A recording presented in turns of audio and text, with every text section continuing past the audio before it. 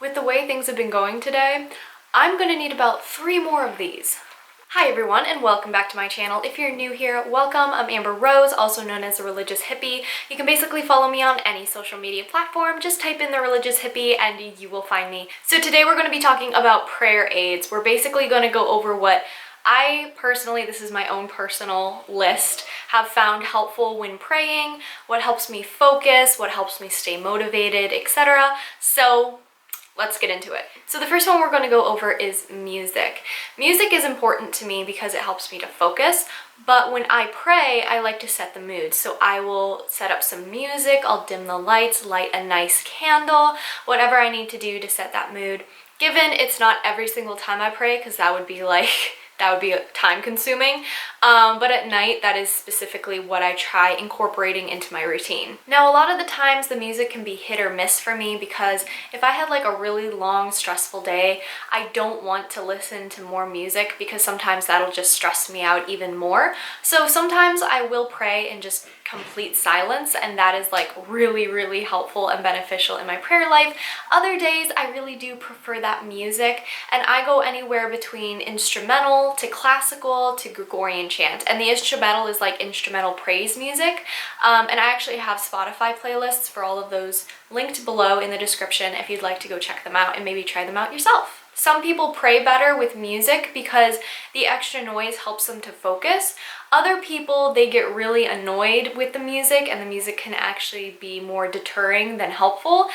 So test it out, see what works for you. I do not suggest you listen to music with words though, just because that can actually throw you off. But just see what works for you. The second thing I'm going to suggest is prayer books. I believe it was Saint Therese of Lisieux, somebody correct me if I'm wrong, who stated that she doesn't go into any prayer session without a prayer book or a book to pray and reflect on.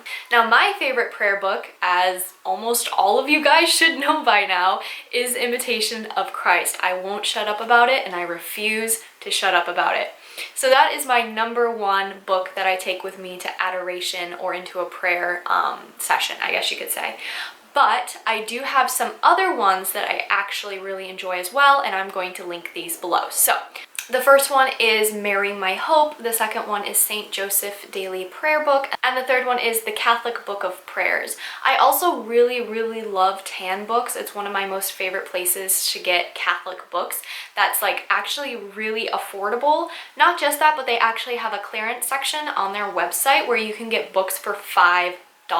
It is such an amazing website, and I'm linking them below as well, and all the books that I mentioned are linked too. Prayer books help us stay focused because we are actively reading the prayers, therefore we're staying more present. Prayer books also give us something to contemplate and reflect on during our prayer time. So I just think prayer books are really important. The third thing I'm going to suggest is visual aids.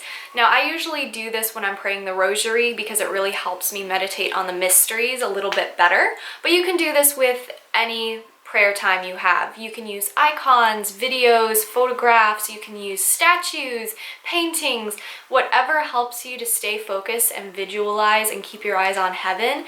That is what we want. I did this a lot during my consecration to St. Joseph, and it really helped me stay motivated and focused. The fourth thing I'm going to suggest is to create a prayer nook or a prayer corner, basically.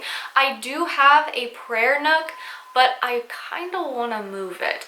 I want to move it to my bedroom just because it's a lot more quiet here, and I might actually end up moving it into the basement because the basement is always super quiet. Prayer nooks are so beneficial when it comes to our prayer life. They're usually in a really quiet area of the house, usually a corner, and you can usually set it up with books and art and Catholic stuff. You can pray there, you can read there, you can just take some quiet time to meditate there on Christ's life. It's just really beneficial to have a space that is set up for prayer. So you have all your prayer books there, there's Catholic artwork behind you to inspire you and help you visually. You might have an iPod or a phone or something there that you can pray along with if it's like YouTube or something. And then of course you'll have your rosaries and your Divine Mercy chaplets and things like that.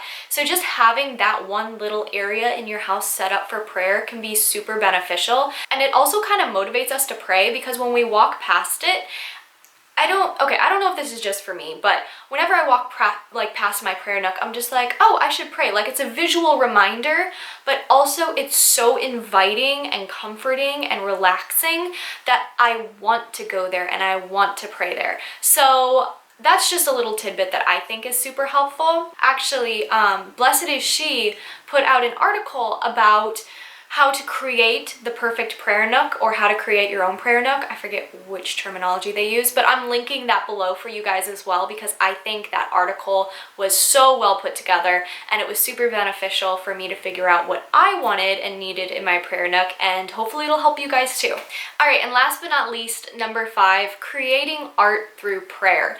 Now this might not be everybody, but for those who don't know, I am a graphic designer, and so I love art, all different types of art. Actually, I have some art here that I've done. Not all of my art is very good, so like, yeah, it's not ideal, but it's just, I like doing art for fun. And even though I am a graphic designer and I'm supposed to be doing art as like a job, the best art that I come up with, this one actually was like a long time ago.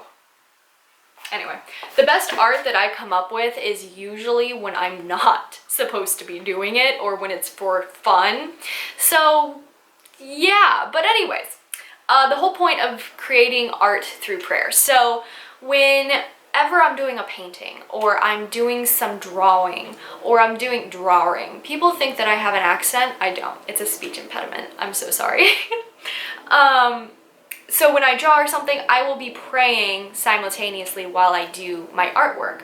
So I'll be praying the Rosary, Divine Mercy Chaplet, or just some prayers in general. And then that way, it's like, even though I'm not creating Catholic art per se, I am still, I guess, contributing Catholicism and my faith into my art, even if it's not visual. I don't know if that makes sense. Because sometimes I do make religious art. Like, you guys have seen this one that I put on my Instagram. I made this one when I first came back into my faith, and it's more abstract. It's not perfect, but it's been one of my favorite pieces, and I can't really tell you guys why. It's so simple. It's not really intricate or anything, but it's been one of my favorite pieces. And I made that when I came back into my faith. But creating art in that sense while I pray with, while creating my art. And then something my mom implemented when we were younger was these tie blankets, like the one that you guys always see on my bed, the llama blanket that I love so much. So what we learned as children is that we pray as we tie those knots, because these are handmade blankets. So when we are tying the knots to keep the blankets together and stuff, we say a Hail Mary and Our Father and a Glory Be, or we kind of do like Hail Mary, Our Father, Glory Be, Hail Mary, Our Father, Glory Be, and we go around the entire blanket as we tie the knots, and it becomes like a prayer blanket. So I know this tip might not be for everyone, but I do encourage you to try it anyways. Art is a great de-stressor, but also adding just that little hint of your faith into it through prayer, even though it's not visual, is still really, really important. And I love throwing that twist into it.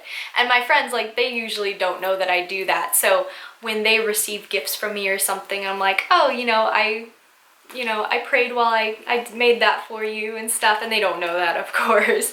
But I just think that's kind of like a fun thing to do. So yeah, I hope that this video helped you guys come up with some ideas to help you in your prayer life, either stay motivated or to stay focused, whatever you're struggling with. Let me know what helps you in the comments below, and I will talk to you guys in the next video. Bye!